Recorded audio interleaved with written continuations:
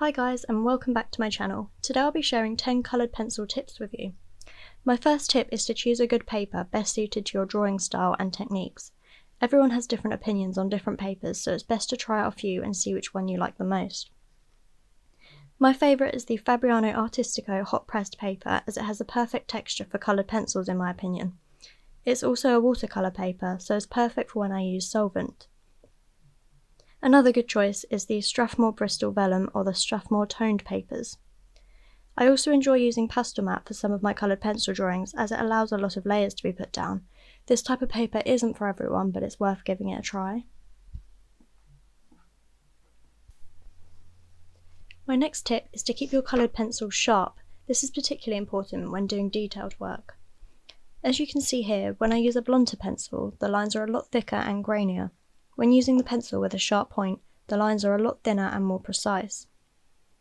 Also, when trying to fill in the tooth of the paper and get a smoother finish, using a blunter pencil looks a lot more grainy and doesn't get into the small paper grooves very easily. The sharp pencil looks a lot smoother and will give you a much better result. I use the Derwent Superpoint Mini sharpener, which is just one that you turn the handle and it just sharpens really well. It gives the perfect point. I could not live without this sharpener, so I highly recommend it.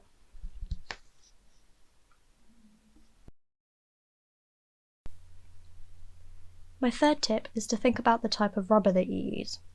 Here I'm using a regular type of rubber which everyone has lying about in their house somewhere. It works okay, but can damage the tooth of the paper if you aren't careful. The next type of rubber is a kneaded one, which you can use to gently pat onto the pencil and it lifts off some of the pigment. I use this for rubbing out my initial pencil sketch as I go along, so I can rub out bits of it as I go, because it keeps a little bit of the pigment there so you can still kind of see the guidelines. When rubbing out coloured pencil, no rubber will completely erase the pigment, but this Derwent electric rubber does the best job. I wouldn't use this too often though, because again, it can damage the paper slightly.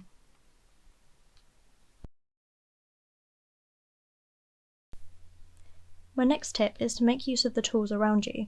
For example, this is an embossing tool which can press into the paper to make indents. Then when you use the coloured pencils over the top, the pigment won't go into those grooves, leaving them white. This technique is perfect for drawing whiskers and any other small details which need to be kept white. I sometimes find the embossing tool makes lines which are too thick, so I often use a thread and picker or a needle instead. I use this a lot, especially when I do much smaller drawings.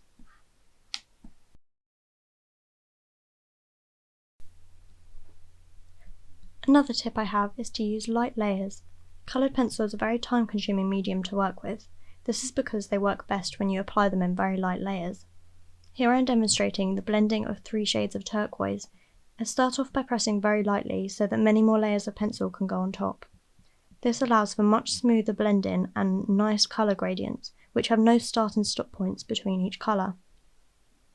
If I press very hard with the pencil straight away, you can see here that the colours don't blend together as easily and there isn't a smooth gradient. This is because you can't put more pencil on top because you've already filled in the whole tooth of the paper.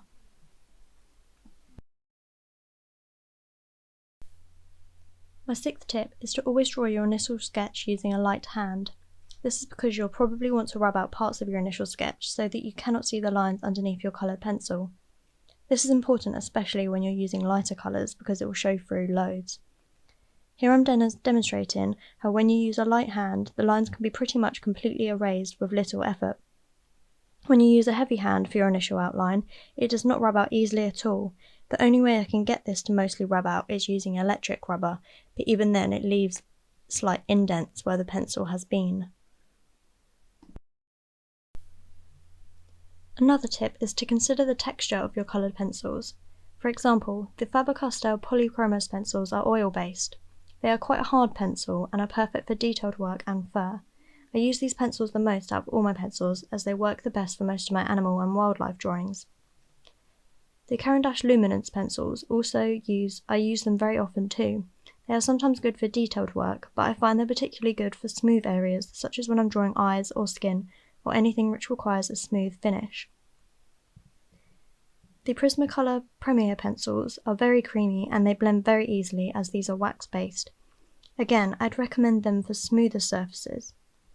I also have a few of the Derwent Lightfast pencils, which I'd say are a sort of combo of all of the three ones I've previously mentioned. They're a good all-rounder pencil, in my opinion.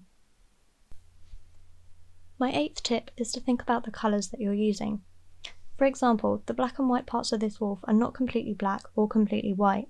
There are many different tones within the black and white fur, such as grey, brown, and even blue. There are also some blue tones in the wolf's shiny nose. Another example is this monkey. Not only are there some very bright oranges within the fur, there are also some very bright blue and indigo tones on the face. When drawing branches, they aren't usually just brown. In this branch there are some bright yellows, rusty reddy browns and greens. It's the subtle colours which will bring your drawings to life, so always study your reference photo before deciding which colours to use. Another important thing to consider is the values. This is how dark or light the bits of your drawing are. The values are one of the most important parts about drawing realistically. Even if the colours are a perfect match to the subject you're drawing, if the values aren't correct, then the drawing will probably look quite flat. Values are important in getting contrast in your drawing. For example, the monkey's face in this drawing I drew is a lot darker compared to the majority of the fur.